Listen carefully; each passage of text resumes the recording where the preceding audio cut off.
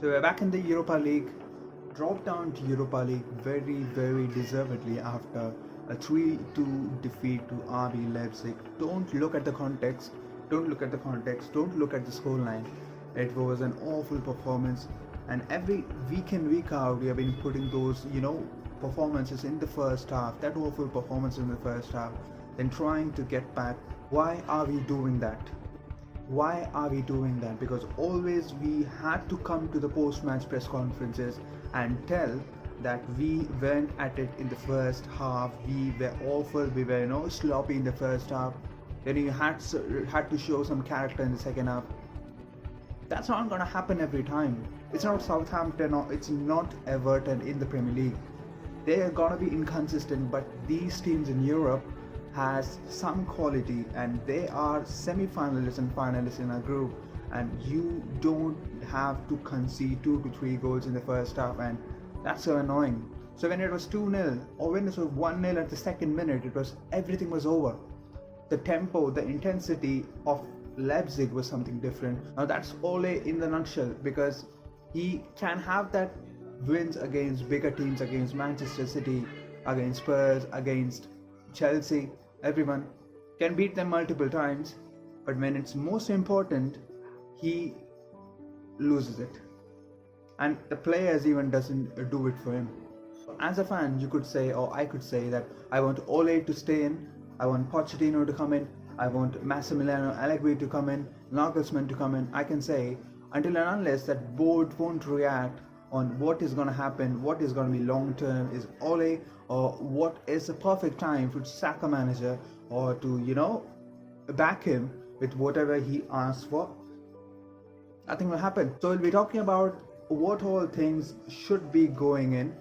You're not talking about the Leipzig game, but it's obviously going to be related to the Leipzig game, and what all things would be so good if we do such things. A few points will be noted down, and we'll be saying what all things need to be improved from right now till the end of the season, and what all things were error prone, or what all things were all faulty in the first half of the season, or not even the first half, the first 10 games, and those UCL bullshit. So we'll talk about this in this video, so without wasting any time, let's get this started.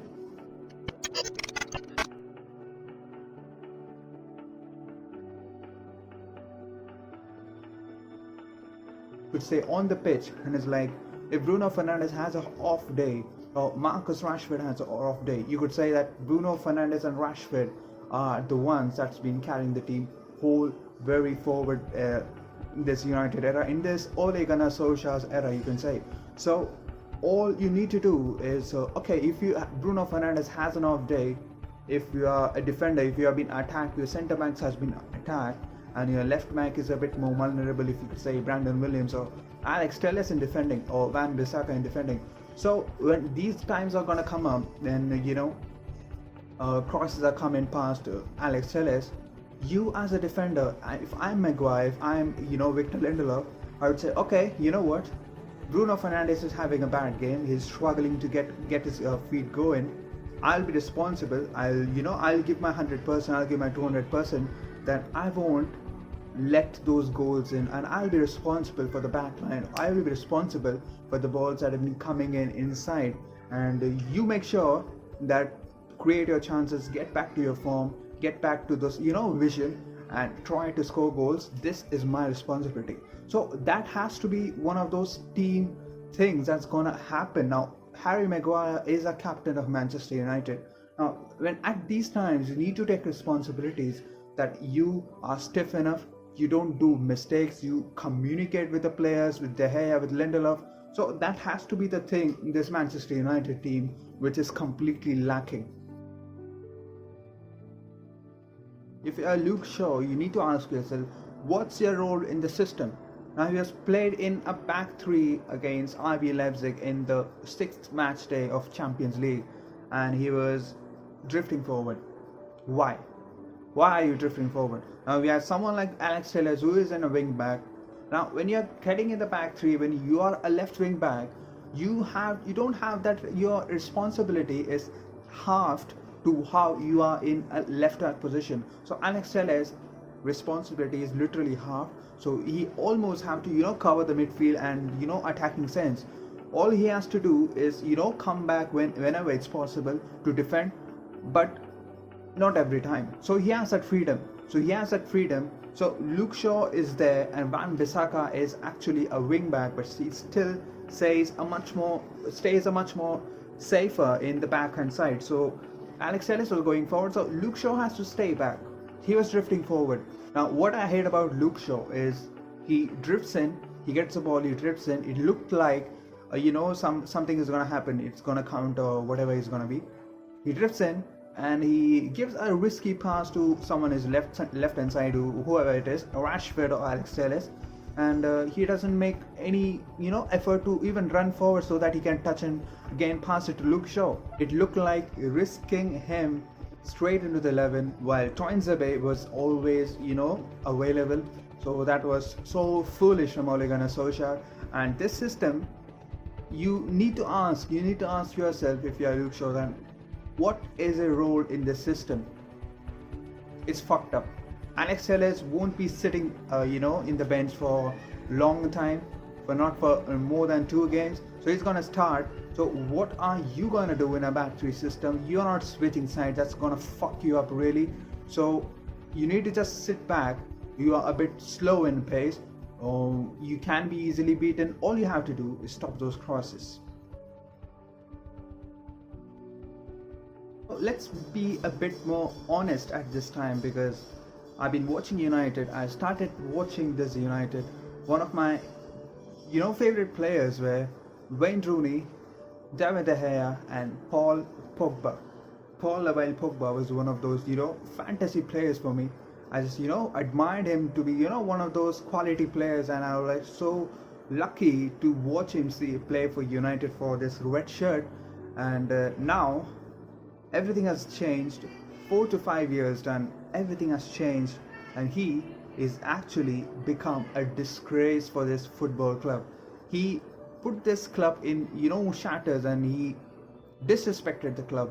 Now his agent has come out and said that it's over for Manchester United for Paul Pogba, and he's moving to Juventus, Paris Saint-Germain, Real Madrid, wherever he's gonna go. He is gonna tear that league apart, but he needs to go. The sympathy is not gonna come. I was a Pogba fanboy, but I don't want this disrespect for the club. You aren't gonna stand before the club. Everything is club first, and then and you need to know that you have been here for how many years. So you need to be knowing that a club like this needs some respect from the players, and if you don't think about giving that respect to the club, you just need to pack those bags up and go. No more sympathies. You always have to. We have many replacements. Now we have to start looking for replacements for Paul Pogba, because may that be Grealish, Camavinga, Zakaria, whoever it is. We need someone who can come in, because this saga could end this summer. So if he goes for free again, it would be a disgrace from the club, from the board, that you don't even know what the player wants, what the player's intentions are. So you need to sell him for a fee of 60-70 million, if that is possible in this summer, and get the replacement as soon as possible, which would be a major doubt too, because board doesn't give any primary targets to the manager. That's been asking, and that's been proven something. So you need to start looking for replacements, maybe from January. 6 months would be enough. So end of the story. So we'll talk about the Aaron Wan-Bissaka love story with the right winger that's been non-existent for for how many years? So Mason Greenwood is the actual right winger who is being played in that role. He isn't a right winger, he's a striker. Daniel James is the other one who doesn't do anything other than sprint that 100 to 200 meter race. So that's gonna be annoying. So as Aaron Wan-Bissaka, you'll be like, you're trying something in attack and you don't have any support. You look at him and he's like surrounded by 3 to 4 players who are like cutting those passing lanes, and all that happens is someone from the midfield is going to come up to him, and he's gonna pass and he's gonna run and barely gets it through was because he isn't gonna do something in that edge of the corner flag and put in those crosses. That barely happens. So you need someone like, a great right winger there who could, you could pass to him. Those two of them should be dangerous for the opposition that's been coming in. So give it to the right winger. Wan-Bissaka can overlap and could put him across, find someone, find Martial, find Cavani, find Rashford or Bruno Fernandes, and that could be, something you could put in as an effort in this MantleBOX, because that was always going to be a problem. Wan-Bissaka's dip in form has been one of the reasons for, getting out of the Champions League, because also against Brighton in the Premier League, Southampton, how many games that has been happening right from the start, from the last season, it's been happening, the same mistakes, same things again and again, and that's frustrating. You're losing games not because you are inept or you don't have quality in your team. It's because you've been doing the same mistakes again and again. You're not looking at those weaknesses, looking at those conceded goals, and you're just making that same mistakes again and again in sake of doing what I've been doing before. Nothing is learned. Just look at what's been the problem. The defensive midfielder, look at what's been happening, because the only perfect DM we have is Nemanja Matic, who is 60 years old. He can't run. He can't match the intensity of most of the Premier League midfielders that's been coming in, or attacking midfielders who is going to be coming in. The Manchester derby that's been coming in. So Kevin De Bruyne is going to come against Matic, or you say Rodri is going to come against Matic. No, you're not doing it. So Fred and McTominay has been selected more often. The people argue about why Fred and McTominay are starting, why that McTominay is favoritized by Ole, because he brings those legs to them. To stop that opposition, he has that legs. He is slow in the build-up, but he has that energy to get back and go at the players, which isn't working clearly for us also. But as a manager, you don't have any options. Starting Van der Beek for that defensive role is gonna be a nightmare. People saying that Paul Pogba, when he's leaving, Van der Beek should be his replacement. No, actually no. We need a world-class DM. We need someone who could actually replace Paul Pogba. Let Van der Beek be there. He can fit in when a world-class DM is signed. He can be put in as a lone DM who could actually shield in that defense, who has that quality to shield that centre-backs, and put those Bruno and Van der Beek in an attacking role, a progressive midfielders as a number 8, and everything would be done and dusted, and it could come back to that consistent Manchester United team. This is dodgy. Ole outers won't be, fancying this answer, fancying this, point from me, because Ole has dropped us into the Europa League. That is actually embarrassing, that is annoying, and it took me 2 days to come out from this depression, from after crying every lot that we are back in the Europa League, and that's depressing. That's actually depressing. And we talk about the OLE'S end season tally, what all things you need to achieve till the end of the season, so that you could actually have your place sorted for the next 2 years, or actually 2 years minimum, and in long term if possible. So what all things he need to do? 3 things. Europa League trophy. There's Spurs, Arsenal, Ajax, every other team that's been actually good enough. Not like only Sevilla and Inter Milan are the only deservedly in that league. Inter Milan and Sevilla are not there this time. So Arsenal, Spurs, and every other team, Shakhtar, may that be Ajax, everyone is gonna come for that trophy. So what all he needs to do? Beat them, have that Europa League. I won't mind saying out loud that we won the Europa League after getting dropped there. I would be so proud of that. And second thing is win one of the FA Cup or the Carabao Cup. Now winning one of those is an exception. Now the third point is win both those cups. FA Cup will have those semi-finals and quarter-finals as, one of our English sides. May that be Everton. We are facing Carabao Cup quarter-finals. The opposition is Everton, so it's going to be Manchester City, Arsenal, whoever can be coming in. So we need to beat them. So the three things. Win the Europa League.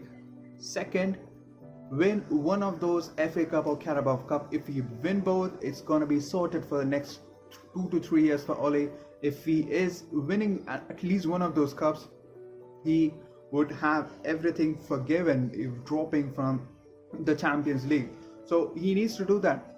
Now the third bonus point, if you could ask me, is a third place finish for Manchester United in the Premier League. Just like what has been done in the last season.